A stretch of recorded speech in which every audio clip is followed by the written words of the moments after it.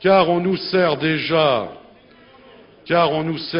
un autre plat que celui de la prospérité assurée.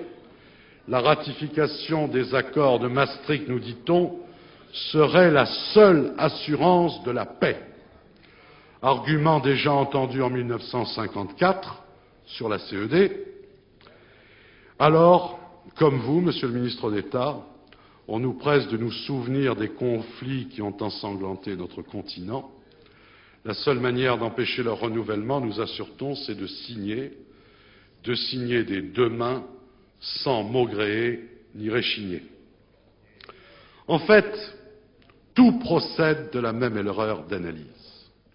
Et à trop vouloir nous démontrer les dangers des nations, on débouche sur l'absurde. Certains théoriciens de l'Europe fédérale, qui ont du moins le courage d'aller au bout de leurs idées, nous assurent que l'humanité entre désormais dans une ère nouvelle, où la nation n'a plus sa place, parce qu'elle n'était dans l'avancée des civilisations qu'une étape historique, une sorte de maladie infantile, une phase nécessaire que le temps serait enfin venu de dépasser. On retrouve là ces vieilles obsessions post-hégéliennes qui nous annoncent toujours pour demain la fin de l'histoire.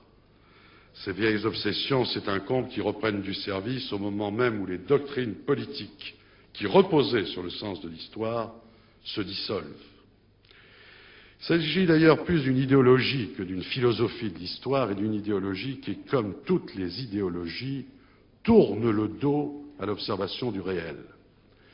La réalité, c'est que le plus souvent, les empires sont nés avant les nations et non après elles. Certes, on peut trouver des régions du monde où les nationalités s'entremêlent trop pour pouvoir organiser des États. Mais partout ailleurs, les ensembles transnationaux qui ont précédé les nations ont dû leur céder la place quand les peuples, enfin, ont revendiqué leur droit à disposer d'eux-mêmes. Car il est clair, il est avéré que dans l'histoire du monde, l'émergence des nations est allée de pair avec l'émancipation des peuples. Et puis, les nations sont bien loin d'avoir été la cause principale de nos épreuves.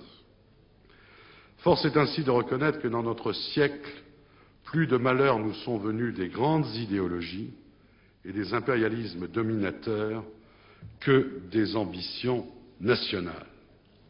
Donc finissons-en avec cette vue naïve des choses qui voudrait nous faire croire que la disparition des États-nations signifie la fin des conflits armés, qu'elle signifie la paix perpétuelle, pour reprendre cette fois la terminologie d'Emmanuel Kant, lequel ne la concevait d'ailleurs que comme une paix entre nations souveraines.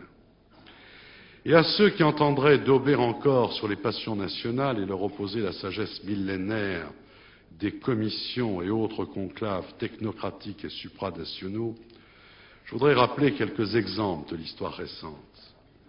Il mérite qu'on s'y arrête avant de passer par pertes et profits la possibilité de conduire une politique étrangère nationale.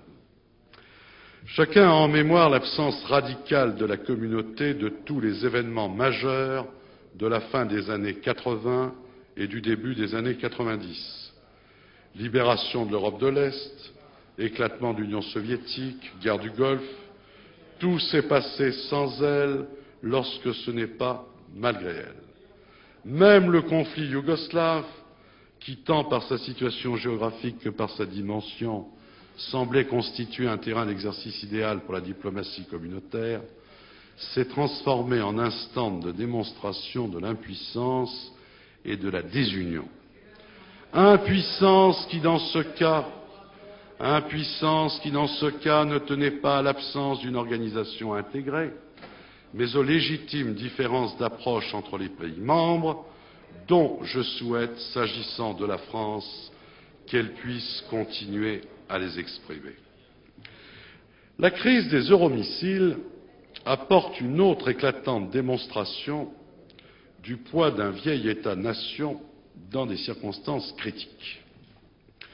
Le président Mitterrand croit laisser sa marque dans l'histoire de ce pays comme le héros de la cause européenne.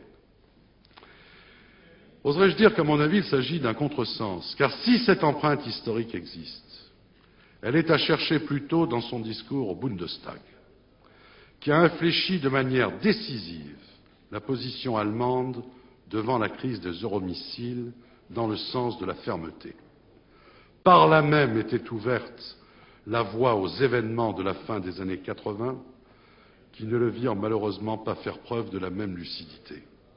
Ce qui fit peser en 83 la balance dans le sens de la résistance et donc de la liberté, ce ne fut certes pas l'intervention d'une communauté hétéroclite, ce fut le représentant d'un vieil État-nation, sûr dans le cas d'espèce de sa légitimité et du soutien des citoyens français, fort de l'opposition résolue du corps social et politique aux sirènes pacifistes.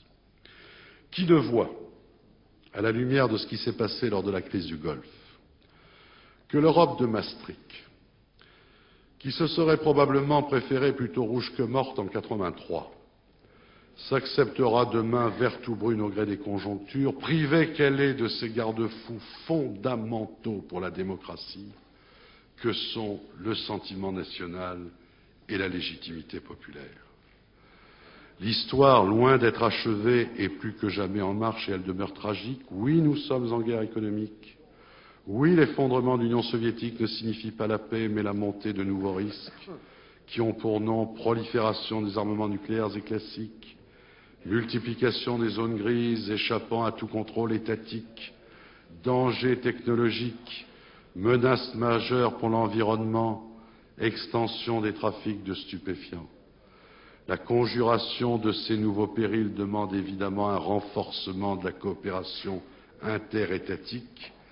Elle ne demande nullement la disparition des États-nations dont la légitimité est plus que jamais requise pour intervenir efficacement contre ces fléaux.